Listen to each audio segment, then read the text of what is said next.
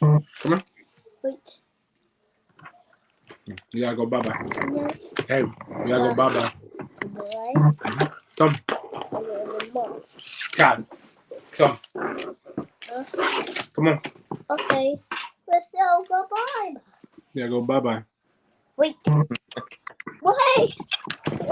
Come on, Snotty Nose. You take the crowns. You can take those. You take the box. You ready to start? Yeah. Come on. So let's go wipe your nose. You want this? Yes. Thank you. You're welcome. Which one is that? Is that Trey? That was Killer. Oh. Yeah, Trey is. I ran across. I know we're live already, but that's the way it's going to work. I ran across one of Trey's TikToks today. Oh, jeez. They're interesting. When I first saw them, I was like, I stuck with it. I still have no clue what he was talking about, but I stuck with it. Me neither, man. All right. You want to give it a little time for people to share, or? Yeah, probably. I don't know. I don't know how to do this crap, man. I feel like, you know what I feel like right now? I feel like Leon Cersei trying to sign off of a show.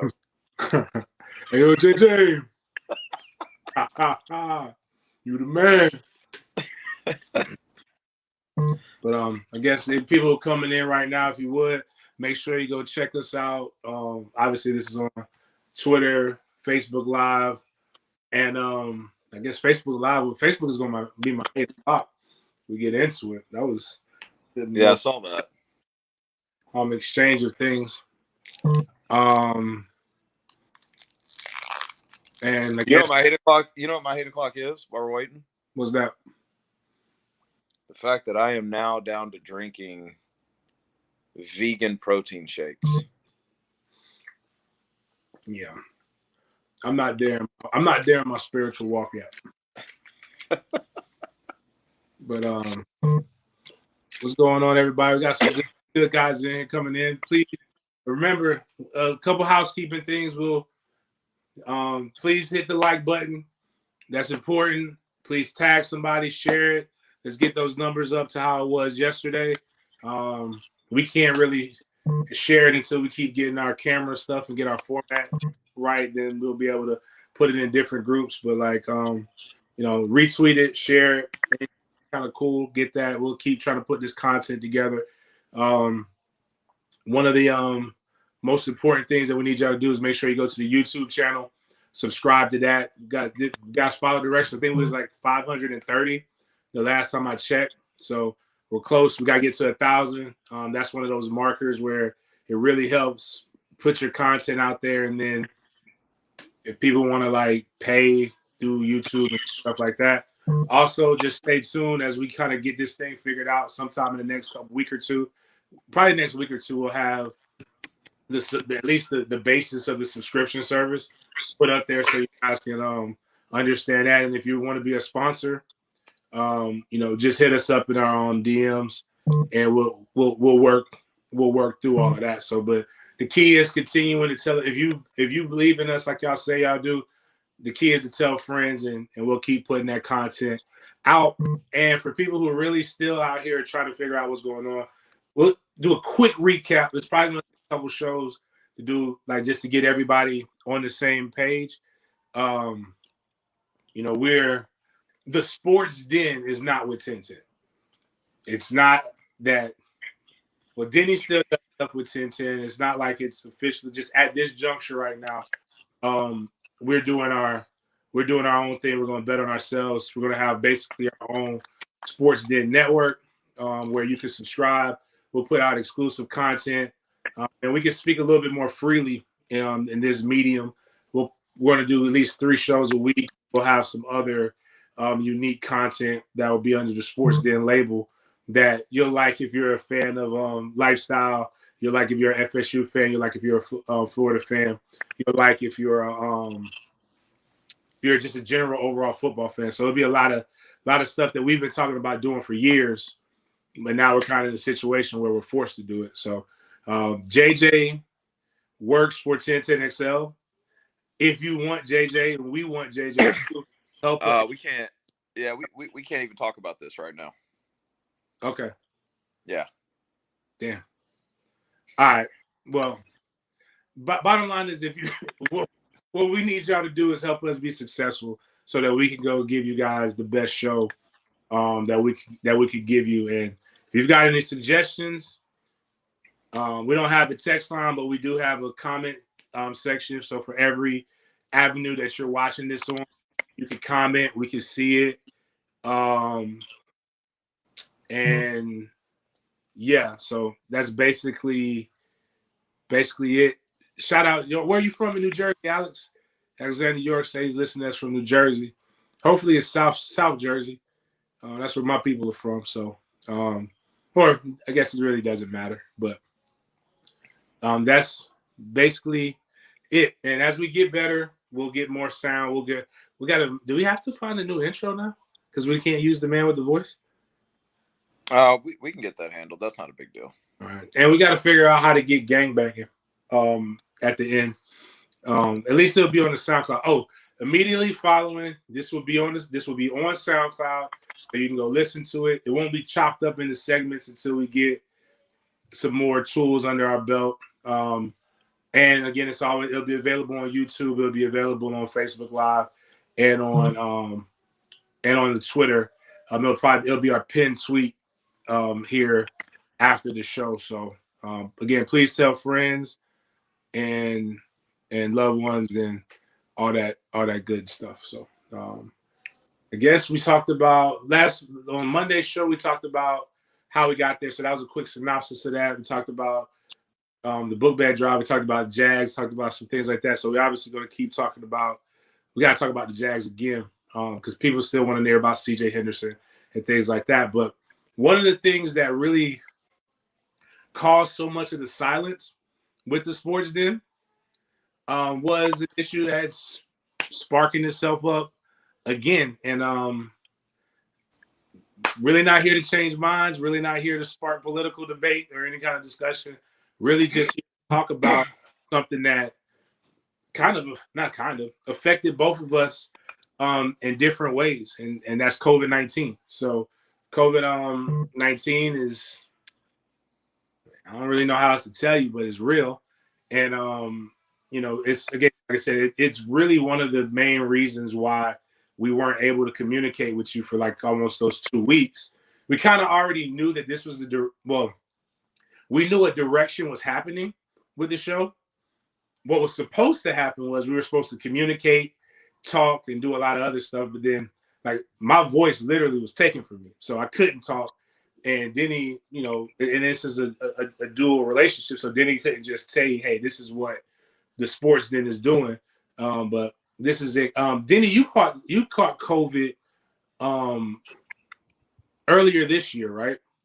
Yeah, it was December into January. So yeah, and I think like we're not, like James said, we're not trying to make a political statement, but like what we want to do is we want to bring you guys into our lives in a way that we couldn't on radio, right? Like and even beyond COVID. Tonight, I'm gonna give you some examples, James, because I haven't talked to James today, and I've had some dope stuff happen today. I'm just gonna tell all of you when we get all this over. But this is kind of the way we want this thing to go. Is like, let's just talk about what's going on without the confines of breaks and all that kind of stuff.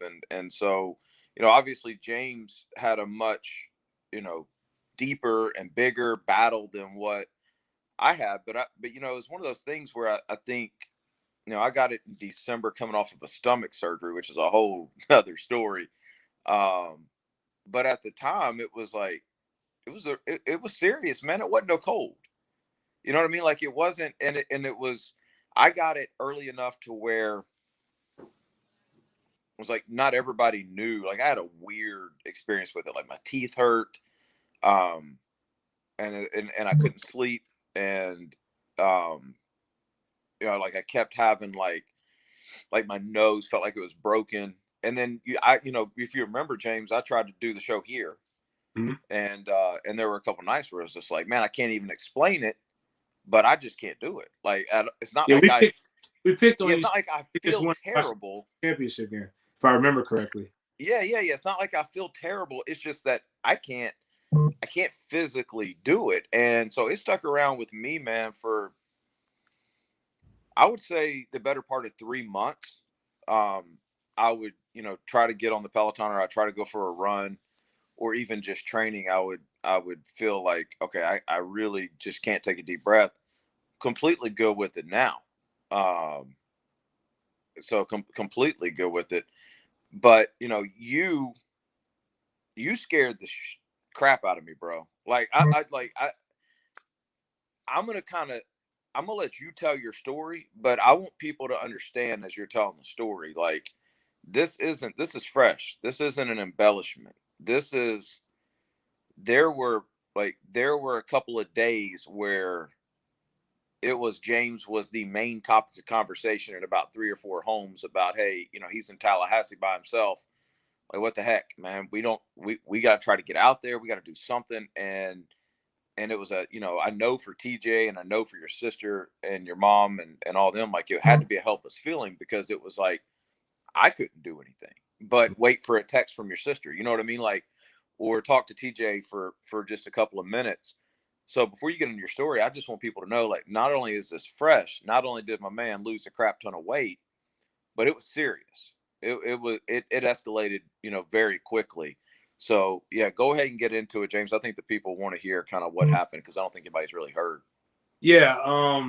Well, just to give also context about how quick this thing works, man. Like, me, TJ, my mother, and my grandmother all got COVID at the same time.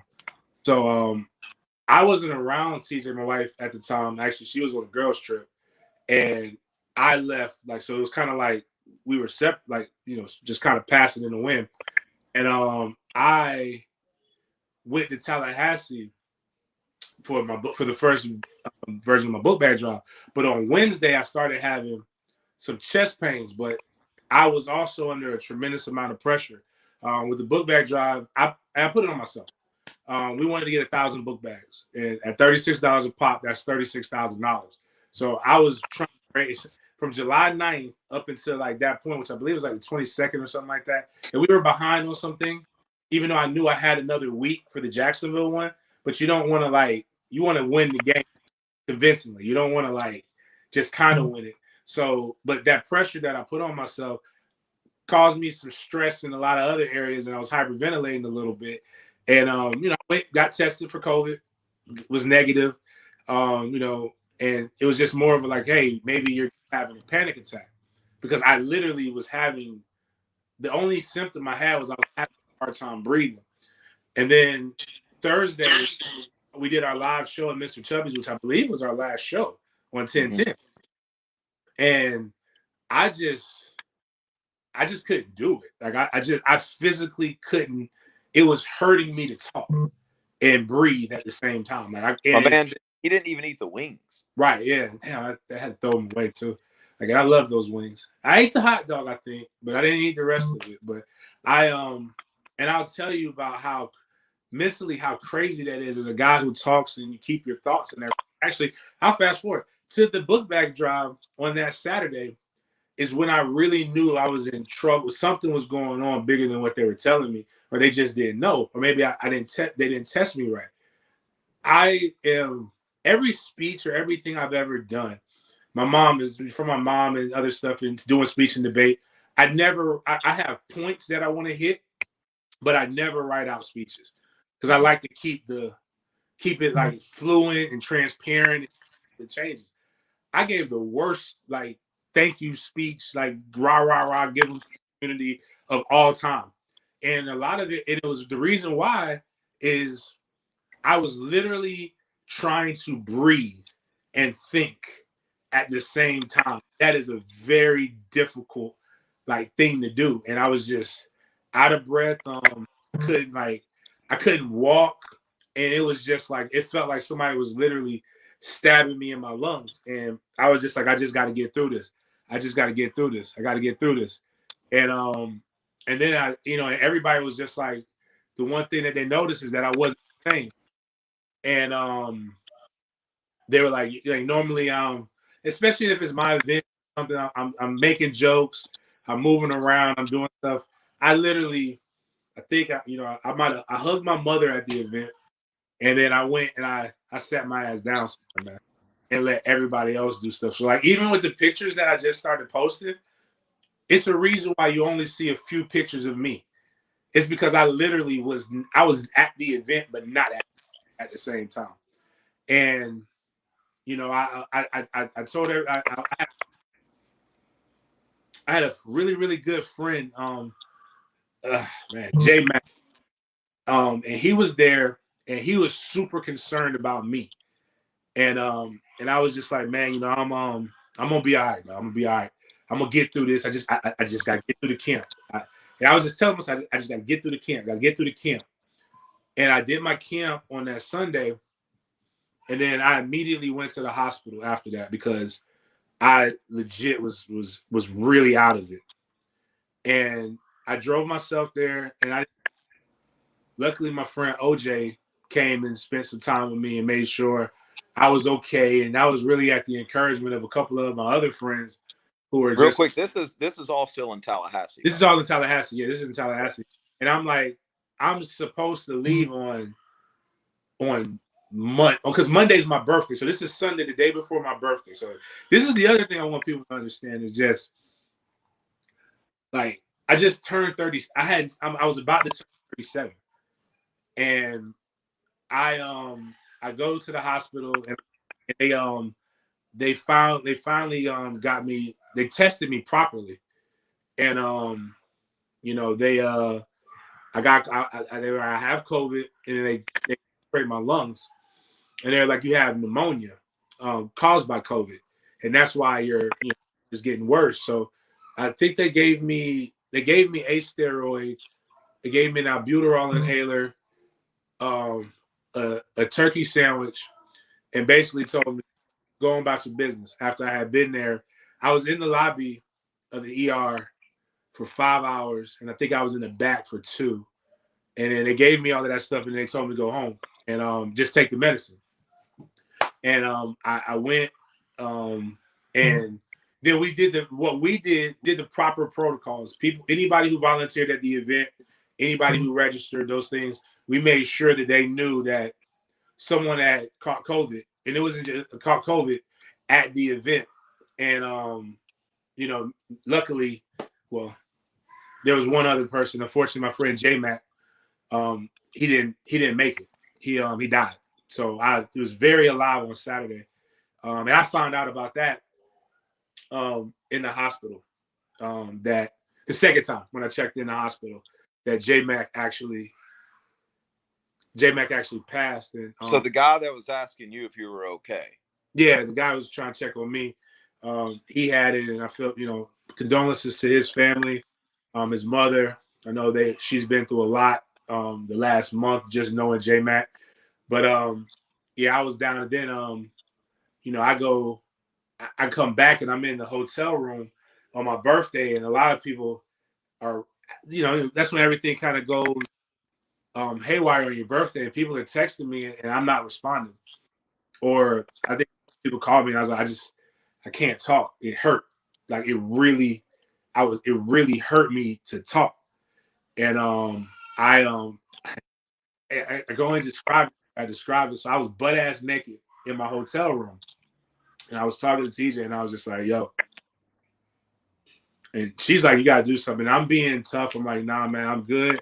Just let me rest. I just want to sleep. I know how my body is. I'll fight through this. I'll get whatever. Let the meds take. And then it was finally, I just was like, I was in so much pain that I was like, yo, I need you to call now. I could not tell somebody else how I felt. I said, you got to call 911. And so they came in there and put my, I was butt at, thank God for the EMTs and them not being uncomfortable with it. They put my Jordan shorts on me, and I walked out that thing with no shoes and no other stuff. And I also had a urinary tract infection as well, which I have no idea if that's a COVID or not, but I know this. I didn't want to pee, use the bathroom, eat, or drink water. Like I was just in that thing just holding everything because it was like I was messed up, man. And And then to answer my question, I have no idea. I know this. Somebody put a question like me and Denny are in the studio, and JJ was this very clean. Spray everything down. When our friend Scott Hendricks gave us this special hand sanitizer that's gel based and not alcohol based, so it sticks. I'm a hand sanitizer guy. Wash. I wear masks when I go into places just because I took the precautions, and I don't know who did not, and I got it. So whatever. And then, like I said, then I find out my mom had it, but she did. My mom, everybody else had the vaccine except for me, and they still it worked them, but I'm the only one who went to ICU. So I had to go back to ICU, and I think the only reason I'm here is because I have whatever the ambulance bill I'm going to get. We call the ambulance, so they have to put you in a room in ER, and they put me on the steroid. They put me on the other stuff, and then that's when, really, to be honest with you, I want to say everything got stable then, but that's when everything really went downhill because I was I'm diabetic as well. So the steroid, just to let you guys know, the steroid, the thing to save my life, right, shoots my blood sugar up to deathly levels. So like the five, like if you listen to the sports day from day one, I actually found out I had diabetes in the most dramatic way you can find out you have diabetes. While I was enjoying a visit, I was the best food too, like great at UMass. And then I went straight to the hospital, and my blood sugar level was like in the 600. And they're like, you should be like, and I was gonna go take a nap, and then the doctor was like, if you took a nap, you wouldn't have woke back up. And I went in there and they had to put me on insulin, but and then just where the food was coming in sometimes, and they weren't feeding me properly. So my blood sugar would go here, and then I know it dropped super, super low before it picked back up because my energy levels were going back and forth, and I couldn't get comfortable. Nowhere I could lay. And they had me on not the nose free or whatever that mess is called, but they had me on the full oxygen. That thing was blowing. Like I think I was at 60 mLs. I think of it, to put it in perspective, 2.5. When they just put the thing on you, it's like 2.5. My oxygen, they had me. I could not get oxygen without it was that. It was breathing for you, basically. Breathing for me, and your oxygen levels. I guess when they put the little thing on, I was supposed to be at 95 to 100 is what a normal person would be at. I was like 82. I was like way lower than like you should have been, and I couldn't even like when they moved me from room to room, it was agonizing. It was terrible. Like I just like it literally whooped my. I've never been through anything like that, and like in those first 2 days, it was so bad that like and people are texting me, and I'm just trying to, and I'm trying to calm people down while I don't know how I feel, and at the same time myself down, which and I get it, just something for people to think about when you got loved ones going through something. Yes, you're terrified. You have the right to be terrified, but remember, you're not the one going through it. Like that person's going through it. And something I want to tell a lot of the people who are tough guys, and which me, you're going through it by yourself, man. Like Denny, I appreciate it. I love that you, my sister, everybody. Ain't nobody in that room with you, man. Yep. You're in there by yourself, man.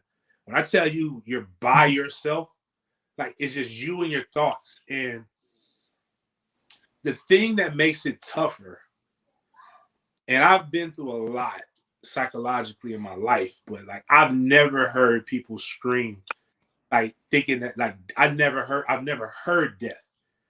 In that ICU, you hear everybody doing the same thing that you're doing, but some are worse. And they're like, nobody's coming to save them.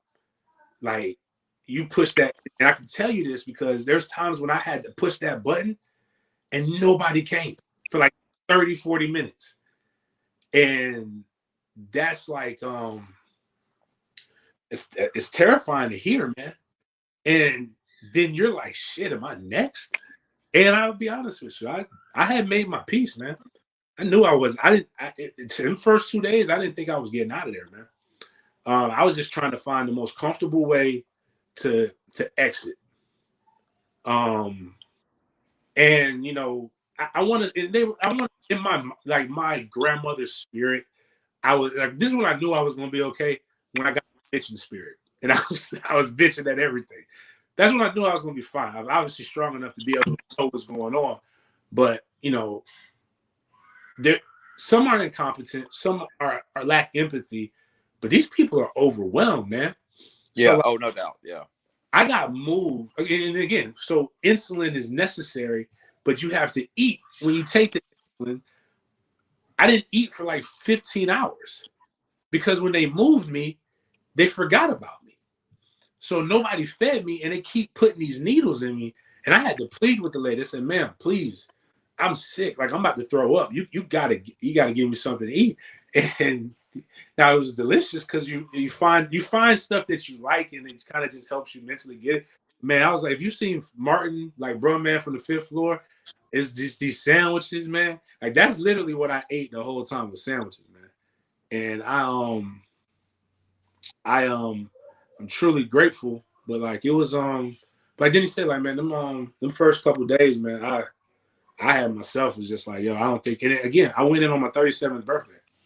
So like I went from expecting to eat Publix cake and have a good time in my hometown for doing my backpack giveaway to potentially not making the Jacksonville one. And so that's really a big reason why like I couldn't communicate, because I was weak, I had no strength, and just to wrap it up, I lost 40 pounds when I was in there. I've gained 10 back. Fucking famished. I've been eating. I ain't gonna lie about that, man.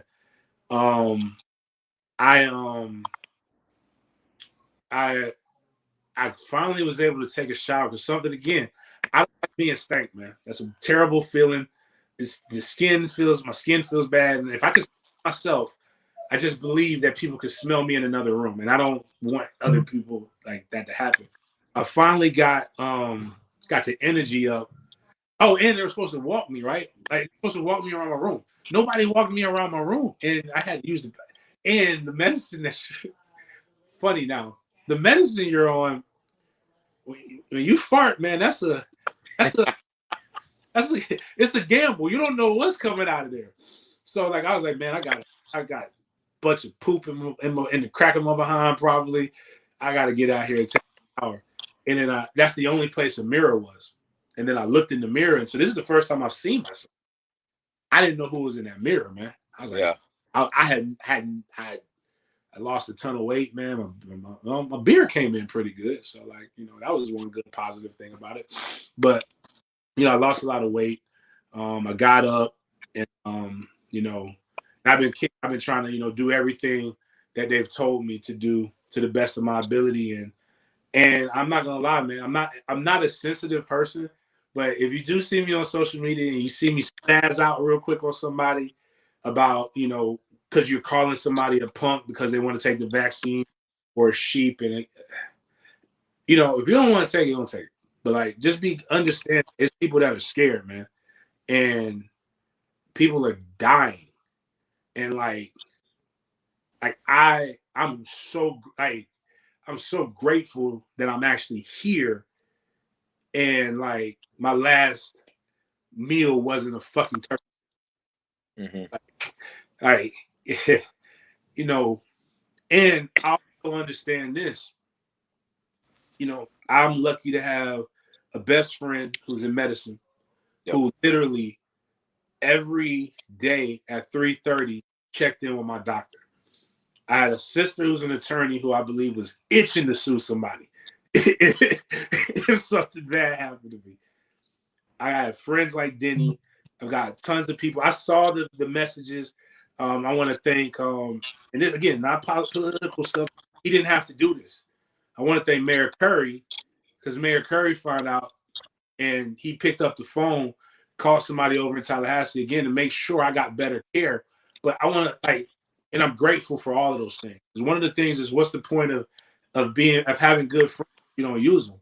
But not everybody. What I'm telling people is not everybody is as lucky as I am, because there was a 32-year-old that my doctor spoke candidly to me, and I think a lot of it was because he was concerned and he's seen a lot of death, and he wanted to make sure that I made it, and he was grateful that I made it, even though I got into him because I was like, man, y'all done forgot about me a couple of times. But that's me again. The fact that he even told my friend Jamila, the fact that I had that made him feel so good, because there were so many people who just that got knocked out of him.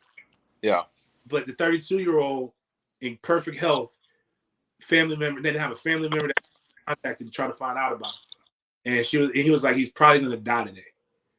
And that was so like again, ain't no coming back from death, man. So like, if I could have took that vaccine and it would have made me it'd have made it 5% better that I went through, I'd take it in a heartbeat. That's how bad it was, man. Well, I think you know Angie's one of her closest friends. She works in a hospital. You know what I'm talking about. And I hear the stories, and then I hear you talking about just hearing death around you. And all I can think about, man, are those workers there, man. That's not. I mean, they got to go home. They got to go home after that, Right? you know. And I know it's not, you know, it's a brutal place to work already, but you know, in the midst of everything going on, having to go and check into that 6 days a week, which a lot of them are working like that. You know, if you're listening, thank you guys. Like that's I honestly can't imagine doing that, man. I really can't. Just to put it in perspective, and the cool thing is that what I thought was dope. Like, he was Indian, and he was just like, obviously you've made some reckless decisions in your life, because I could see them in your lungs. Like, these things have probably saved your life, because mentally you can get through it, because your body got it. No, it's been there. So I've had bruised ribs before. I've been in a fight before where I've got kicked in the chest. The only way I can describe it, and I'm gonna really put this in there, we gotta talk about something better, so I don't tear up or whatever. It's like, if you see those movies where the guy gets pummeled and they keep kicking him in the chest. Like, imagine going through that for 48 hours. Like, I kept getting kicked in the chest, and I couldn't breathe. I couldn't overcome it. So, and the thing though, to wrap it up with a bow, is I've been through mat drills, been through fights, I've been through brutal hits, I've given them, but you know, all I could think about afterwards, especially when I saw and I saw the numbers rise. Like, when I went in, like, it was a huge spike in Tallahassee. Luckily I got in and was able to get a bed. And I see what Jacksonville numbers are. I have some friends that work at Baptist. I'm like, yo, we've jumped on air. Like, if you can get me to a hospital, get me to Baptist. Like, if they tell me it's 20 minutes and I only got 15 minutes to live, I'm gonna tell you to drive faster. But I wouldn't have probably even been able to get into Baptist. But when I look at these kids, man, my son, 8, a 2-year-old, they never been through nothing. Yeah.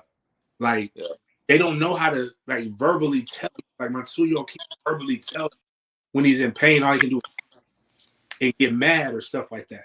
My 8-year-old is good at verbalization, but he doesn't know how to tell you, like, ma'am, don't give me insulin anymore. Don't give me this. They know to obey and do what they're supposed to do.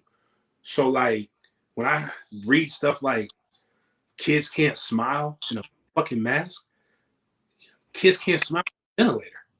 Mm-hmm.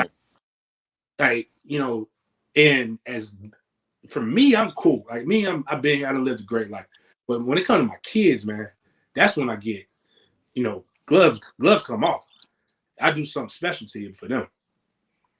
And I think just some of the stuff, like, us as adults, we're arguing with each other, and we're not arguing with true logic, and we're not arguing with empathy. We're discussing with empathy. And the crux of all of this, and again, when you're in that ICU and it's just you're terrified. People are scared, whether you believe in the vaccine or not. If you have to come out every day and tell somebody how stupid they are, you're showing that you're afraid, and that's okay to be afraid. But what's not okay is to try to take your fear and elevate it over somebody else's. And we can talk about politics and politicians all day, but they work for us. Like nobody's forcing. Like it takes nothing to say, "Damn that." Even for my story, like if you're listening to it and you're like, "Man, bump James, forget you, wish you would have died," all this other stuff. All it takes, or I don't believe you. All it takes is for a second to say, "You know what? Damn, that's," and just end it. Just leave it at that. And I think if we will do that, we can start having some real conversations because, like, and I'm glad this did happen. I'm grateful that the women in my life are a lot less hard-headed than I am. My mama got it, my wife got it, my grandmama got it, and my sister is the one who had to hold the rope. Like in a blink of an eye, I forget the recovery rate of the people who went through it or the death rate. One person had to shoulder all of that. My kids could have lost 3 generations. Yep. Weekend. And all because, and I would do that for anybody. So if somebody came up and told me, James, all you got to do is, man, just when you come in this building, when you Starbucks for the 5 minutes that you're in there, please just wear a mask. And that's going to prevent somebody from potentially losing 3 generations. I'm not that selfish of a person that I can't. Now, the N95 masks are tough to breathe in, especially when you ain't got no lungs. Because I've been having to do that around here. That bad.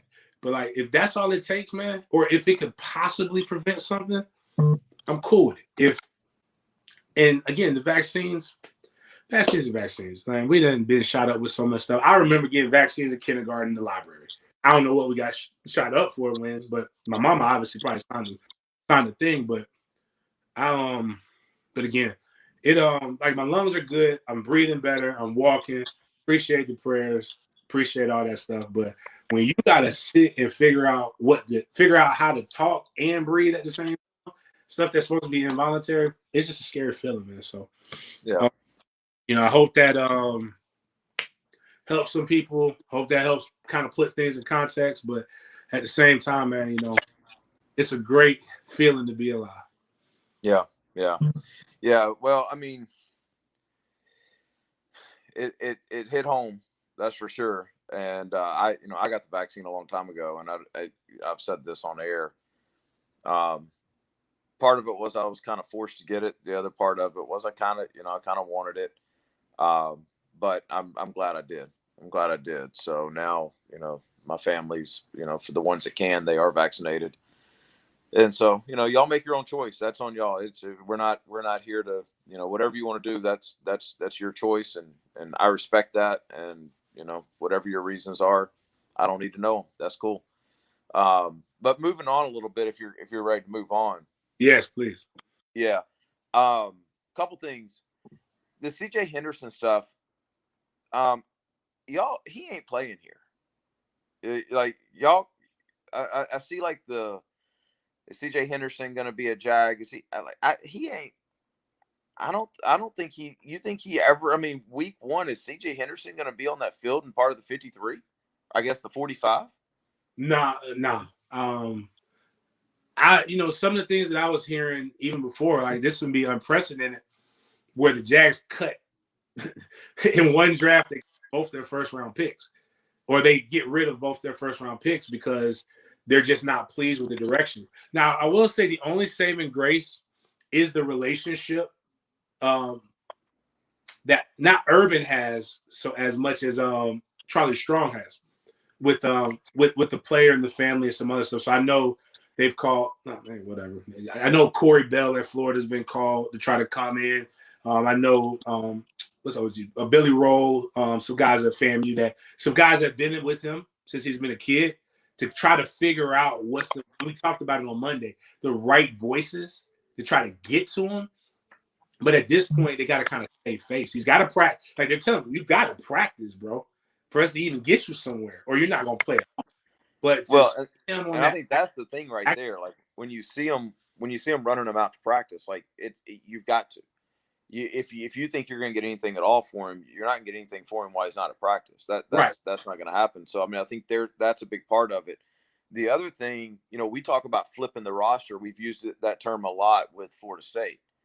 But when you look at the NFL, rosters turn over at a much higher rate. Right. I mean, they turn over at a high rate. And if you really want to look at, we talked about forever on our show, how Jacksonville never really flipped that switch and just said, we're cleaning house. Mm-hmm. Like it never happened. It was always somebody stayed along somebody, in a big thing. And even to this extent, I mean, if you want to look at Trent Baalke, yeah, he was here with the previous regime. I think that's more of just a trust thing with Shad. But, before it was Doug Marrone and who was on the Gus Bradley staff. When you have an all new staff and you give them a clean slate, I mean, the other draft picks don't matter. Right. Who that general manager took in the first round doesn't matter. The guaranteed money doesn't matter. I don't know this for a fact, but I think we know Urban well enough to know that the reason why it took him so long for them to announce him as the head coach was, one, he was going to get that practice facility in his contract. Mm-hmm. When we talked about that during the time, we had heard about that. Two, he was gonna let Shad know, I don't give a damn what's happened here in the past. This is me. This is my show. This is my reputation. I'm going to do it how I want to do it. I'm going to bring in who I want to bring in. I don't need anybody's permission to do it. And now you fast forward, and yeah, C.J. Henderson may get let go, may get traded, whatever. Tim Tebow's in camp. Like Urban, I said this the other night, Urban is doing what Urban wants to do. And if it works, dope. Mm-hmm. Unbelievable. Like all he does is just solidify his legacy. If it doesn't, guys, we already sucked. Mm-hmm. Like now we're just getting entertainment, and it angers me that I've got to turn on HBO and I've got to watch, who is it, the Cowboys? Yeah, Hard Knocks would have been dope for. Well, I mean, kind of stink for CJ, but it would have been very entertaining for the fans to see people go through all of this. Bro, the Hard Knocks here would have been unbelievable, and I would have loved to have seen, the behind the scenes of Urban Meyer and how he's making these decisions. But I guess at the end of the day, my point is, I said this when they hired him, I'm not going to be one who toots the Urban Meyer horn, and then when he gets here, start criticizing every little thing he does. Now, we can be critical, but the one thing that the guy has done is he's won. I don't want to hear about his off the field. We're not paying him for his off the field stuff. On the field, he is elite and among the best to ever do it. And so until he fails here, and by fail, I mean 3 years from now, we're not a playoff contender. He can do whatever he wants to do in my eyes, bro. Like I trust him 100%. If he thinks Tim Tebow making this roster, I may have my own feelings about this, but if he thinks Tim Tebow making this roster is best for that team, Herbs, you're the man. I trust in you. If you think letting go of C.J. Henderson or Taven Bryan or both of them is the best for this team, then deuces. Y'all have a good career. Herbs proved to me that he knows what he's doing on the personnel side. Right. And a lot of stuff going back to C.J. Henderson. I believe in C.J. Henderson. I'll just put it like this. I'm not going to say, yeah, I believe it's a mental health thing. Right. And I don't believe, it's not that he's people throw one, he's 23, whatever, 22, 23. So people, he is a kid. Also somebody who's dealing with some things and learning how to deal and process stuff. And not everybody deals with and process things in a professional manner in which it needs to be processed right now. I think when me and Denny are saying our reasons, we can't go 100% one way because you never know. I think it's a big thing where enough people have said he probably needs a different scenery to where you connect the dots to be like, you know what, that scenery is more than likely not Jacksonville, because they've really tried to really go above and beyond to really make it work here. And if it's beyond football. Let's just put it that way. Right. It's not the Jags organization. It's way beyond that. And that's why I say with such a level of certainty, it's best for both parties to move on. One question real quick. And I think this would be a good transition one to where we get to another topic. Okay, I want to talk about slight hate o'clock, but also talk about one of our favorite colleagues, how she got the people buzzing. But Jude B says, what's the biggest lesson Urban has to learn as an NFL coach? in your opinion, Denny?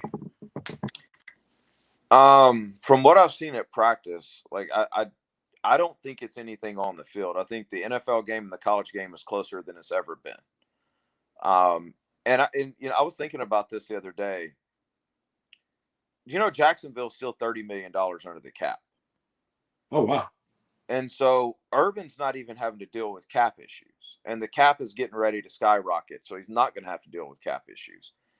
I'm not sure there is, outside of learning how to lose on a personal level, I'm not sure there really is a thing that he's going to have to overcome to be successful in the NFL. If he would have come in here and it would have been a perennial playoff team and, they were $4 million over the cap, I think there would have been big adjustments. And I think Urban would have struggled with that because he'd have seen somebody he wanted and he wouldn't have been able to go get him. Mm-hmm. But right now, this is enough of a rebuild and enough of a trust and enough momentum. And you've got the generational quarterback there, and you've got, what looks to be a really good rookie class with Walker Little and Cisco and some of those guys. And ETN looks phenomenal. And you've got $30 million of cap. Like, if you want somebody, like if they want to make a move for Michael Thomas, if he really wants to do that, and there's a relationship there, he can go do it. Mm-hmm. So I don't really know. You talk about the speed of the game, James, and maybe clock management, like some little things like that. But, outside of stuff like that, the speed of the game doesn't ever do anything to him. Like, that's more of an adjustment that the players have to get used to. He's had the best athletes. He's played against the best athletes at each level. Like, I can't think of anything off rip in the current situation. He's getting everything he wants facility-wise, just like he did at Ohio State and Florida. He's getting, a blank check. He's got all of his coaches in.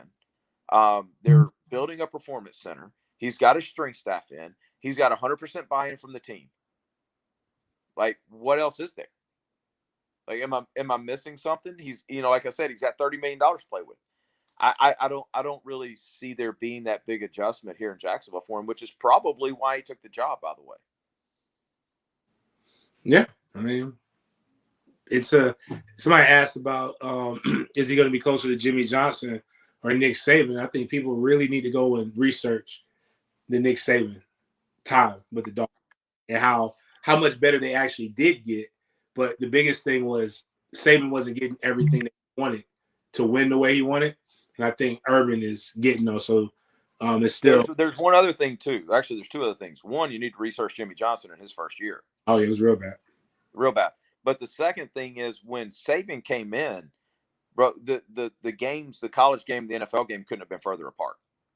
Mm-hmm. Like schematically, language-wise, what they were teaching, quarterbacks to read, even the type of defenses that they were running and the rules and all that kind of stuff, it was night and day. When I tell you the college game, the NFL game's identical, it's pretty damn close to identical right now. So I don't think there's ever been a better time for a college coach to make that jump. And by the way, this is the way we're going to have to do this so I don't scream and yell. I know Angie's listening in the other room. Hey, baby, I need the iPhone charger if you get a chance because I'm on like 10%.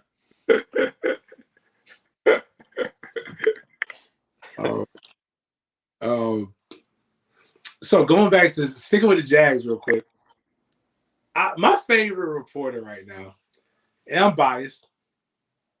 She's tiny. She's probably 95 pounds. She has the worst hate o'clocks ever. Terrible. And I think she has COVID because she loves pumpkin spice loaf bread and gets upset when Publix doesn't have it. But she's actually, let me say, I think that was the whitest hate o'clock we've ever. Far and away. Yeah. Ever. But shout out to Mia.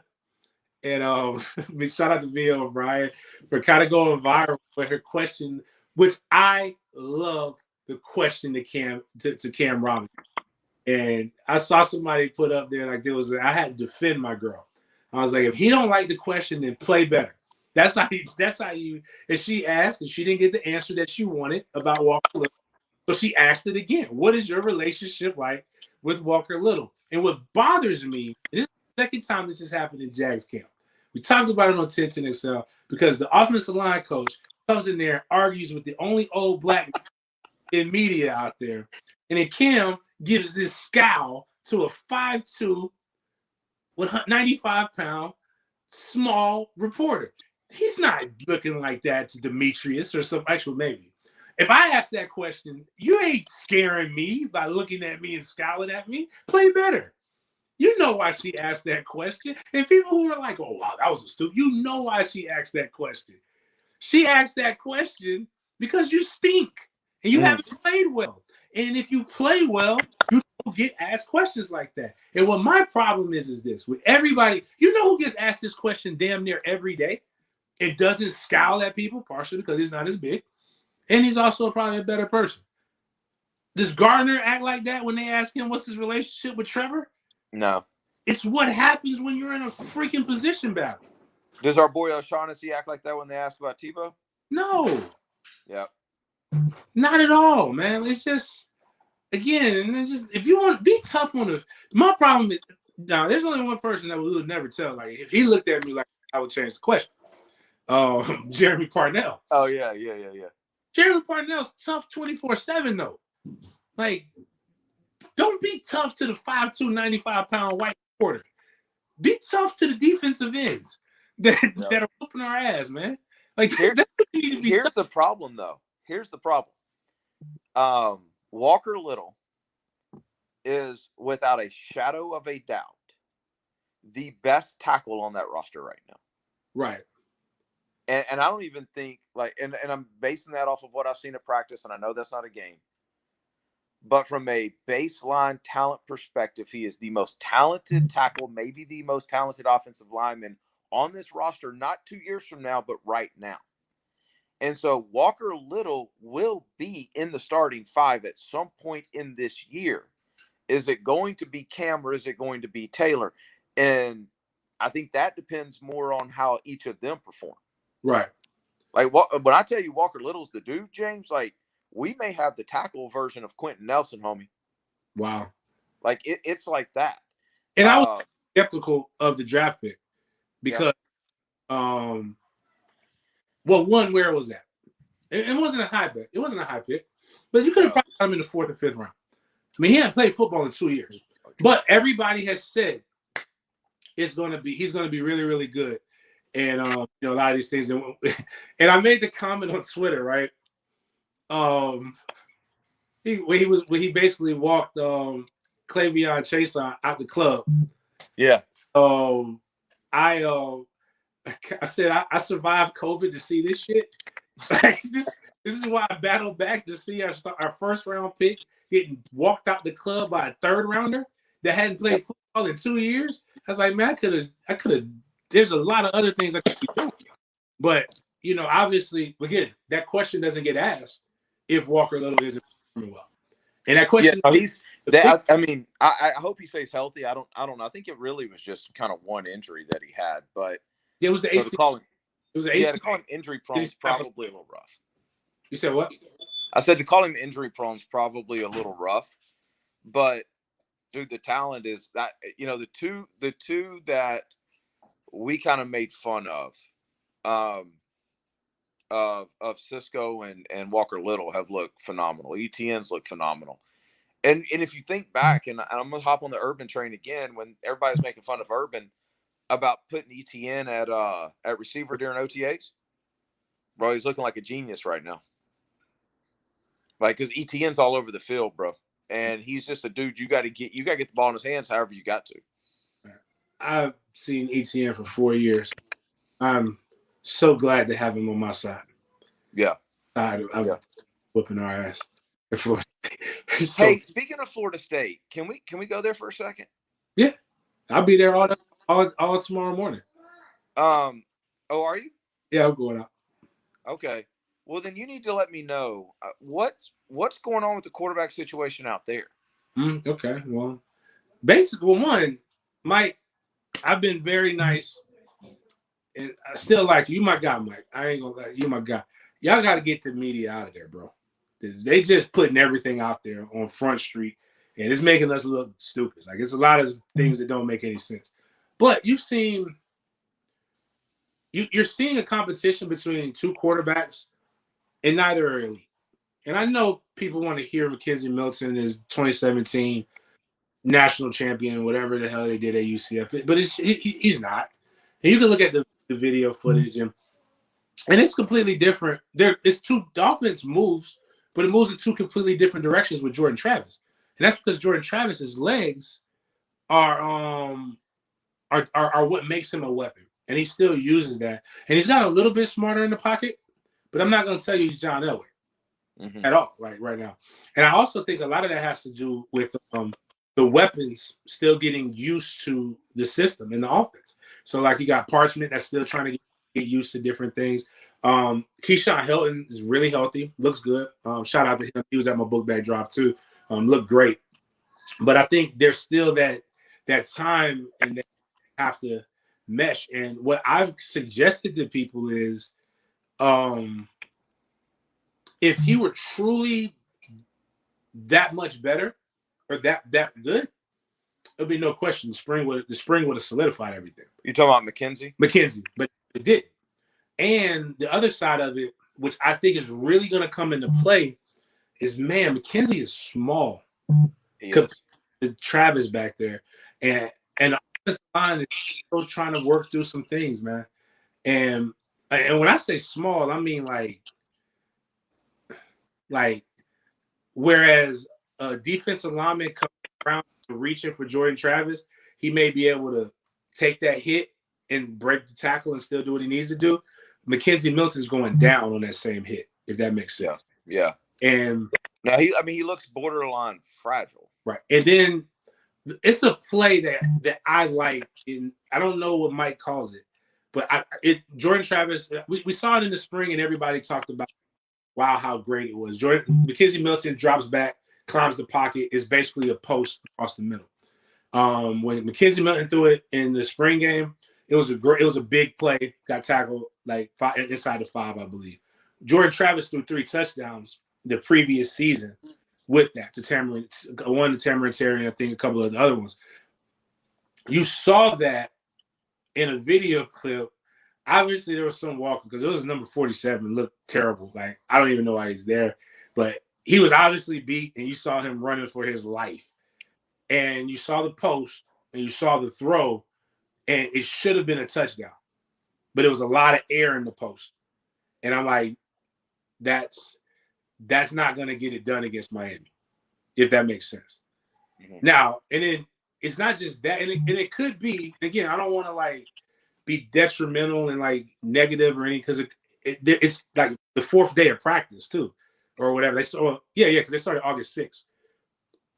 But it's like that in a lot of positions. So, like, the running back group, everybody, you would think it would be Toafili, trying to think of the other guy, DJ Williams, who's coming from Auburn. You would think it would be a lot of these different guys, but man, I just forgot his name.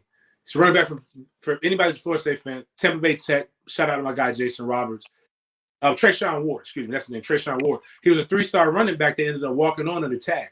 He had the scholarship to Maryland, but on signing day, Maryland pulled it. He's actually the best looking running back from the video clips that I've seen. And I think he's on scholarship now, and there's nothing wrong with that. Competition's competition. Once you get the guy, I think people put too much on the 5-star. No, don't be wrong. Let me preface this. Give me the 5 stars. If you don't want the 5 stars, give them to me. But once you get a scholarship and you're on that team, it's really the best. It should be the best player. Like, right. I got better because I was around a bunch of 5 stars. Had I probably been around a bunch of 3 stars and 2 stars, I would have probably played to a 3-star and a 2-star level. But I played up to the level of the guys who I wanted to compete with. But that just showed you that running back room still needs some work, still needs to be flipped. Be great to see Coach Yak get a dynamic running back. But the wide receiver position is much improved. But again, I think it might be everybody still trying to understand what to do on offense. And here's the problem, like I see in Tallahassee, and I've spent a little bit of time there. And I feel like I'm objective with this. I'm not coming at this from like a Florida fan angle. I don't see 7 wins in that locker room with that schedule. Like, unless there's an impact freshman or an impact transfer or a couple of them that just really steps up. I don't see McKenzie Milton sitting back and having options to dish the ball out like he did at UCF. I don't see Florida State being able to get to the line and snap the ball quickly with a base personnel that's just better than who they're lined up against. And so you don't want to let them, change, make substitutions. So you snap it quick. I don't see that. The only way that I see Florida State having offensive success is Jordan Travis freestyle. Mm-hmm. And Mackenzie Milton can't do that right now. He can't. I don't know that he'll ever be able to do that. And you can say it's whoever's fault you want to say, Jimbo, Tag, Norvell, whoever. The roster at Florida State is not great right now. Right. And it is what it is. And if we talk about the SEC and all that kind of stuff, Florida State's schedule is a lot harder than Florida's schedule. Right. It's not even comparable. Then we got 5, 6 ranked. Yeah. So I mean, and there's a couple of those teams that aren't ranked that you look at as toss-up games. Boston. Yeah. Boston College got a quarterback that's going to be a top 3 round pick. Mm-hmm. So it's like I think they have to go with Jordan Travis, and then I'll double down and say this: I think if they win 7 games, then you go ahead and extend Norvell because he just pulled some magic out and proved he can coach. I agree. So you go ahead and extend him for recruiting. That's just how down I am on that roster. Now, a lot can change in a year. I'm not saying like he's got some guys in, and I don't know anything about their strength program. All I can say is when I was there, bro, they look small. And a lot of people are saying that. That's still the topic of discussion and argument. Like again, I'm still a large individual, but I know I'm smaller than I was a week ago or 2 weeks ago. So like when I'm telling people, and like when I went to the mega camp and I saw Todd. Man, he played here at Florida State. Son goes to Bulls, I believe. Fordham? Yeah, Todd Fordham. That's it. Yeah. Todd is a large. Todd ain't Yeah. small. It's his frame. It's the framework see of God. It's why you go to the bank and you see somebody like, oh, he probably played basketball, or oh, he looks like he played football. It's that framework that you see of the people. So when people are saying somebody's small, like even right now, so like just to talk about the dynamic of what happened with me, what I noticed, my shoulders are in more than they were before. My shoulders were a lot more broad before I went to the hospital. They're in more. So I can, in theory, get back to the same weight I was, but I won't be as broad as I was. Like 280 looks different on a lot of different frames. Right. And you want the 280, or you want you want it to look like the Alabama 280 and not a skinny 280. And again, it's about taking up space and then explosiveness and a bunch of different things. And Coach Storms is a really good coach. It's just with everything. It's about buy-in and time.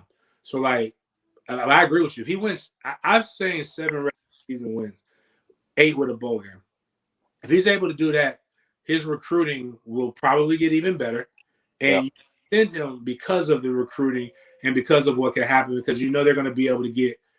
Because here's where Florida State's in a unique situation that that's actually better than a lot of the top schools. They have enough scholarships and enough people who have bounced to actually consistently go and bring in high school kids. So like Clemson's not going to be able to sign a full 25-person class. They're not even going to be able to go get grad transfers because right now, and to their credit, I'm not saying we're going to be. They're in a situation where they recruited so well and they don't know what the guys are going to do because of the COVID protocols. So what happens is you're going to get, and I'll use like a kid who was with my last, I think it's Kevin Coleman, who's a top wide receiver from St. Louis that everybody was looking at. Florida State has a chance to get a 5-star wide receiver, one of the best in the nation this year, simply because we have room. Right. You can go find 3 or 4 guys that you would have had no chance if COVID happened. Because Saban will get his 25 guys. Like Saban, even now, this might be the worst recruiting class that Saban will have because, like last year, when Saban cut his recruiting machine on, it sucked everybody in. But right now, it's about room and what do you have. So if Mike can win, and now all of a sudden, you get your class, but then a kid like Marvin Jones Jr., who is a legacy, but man, he been really feeling Bama. Man, I could go, man, I might come here. Now you got an immediate pass rusher that's going to come in that next class with a schedule that, though it has LSU, I think, in it, isn't as hard as your schedule is right now. Mm-hmm. So then again, you creep up, you get 9 wins. Now it's because it's a timing thing that if I were to tell you, it kind of sounds crazy, but FSU can, because of the brand is so strong, they might be able to benefit from it. But it all starts with wins, and I think Jude B's asking a great question. It's just you have no choice but love Mike right now, and I think the media. Mike is a good person, but I do think the media is setting him up for if he doesn't win, and that's what I don't like. Just tell the truth. Like you just said, we're small, a bunch of other things. None of it was negative. It's just what you perceived from your professional opinion. And I do think it's too much of a we hate Jimbo. Tag was an idiot. This is our Lord and Savior, Mike Norvell. And that should not be it. And that's not fair to Mike Norvell or this. Right. What it should be is don't say you flip the roster and then say not you, but there are people who cover it. Don't say we flipped the roster and then say you did predict 5 wins. You're not being truthful. We changed the roster. We got other people in it, but flip means you went from bad to good. Yeah. No, I think Florida State's going to be. Whoa! Breaking news. What's that? Texans released Deshaun Watson. They released. That's what we're being told on the text line. And I can't look on my phone. Yeah, I can't either. I guess I could turn the TV on and see, but I mean they released. If he just got released and the NFL's getting ready to put the hammer down. Yeah, which stinks because that means he hasn't. Well, maybe there's more information. I don't know, but yeah, we'll have to look into that. Real quick, and then we can wrap it up. Couple things. One, I talked to Garrett Scantling today. Oh, right, my guy. Yeah, and so he was our last hometown heroes that Dan Hicken and I did, but afterwards he and I texted, and more than likely he will be our first guest with the Sports Den when we get everything up and running. Ooh, I could talk about how much of an he used to get on my nerves when I was training him when he was a kid.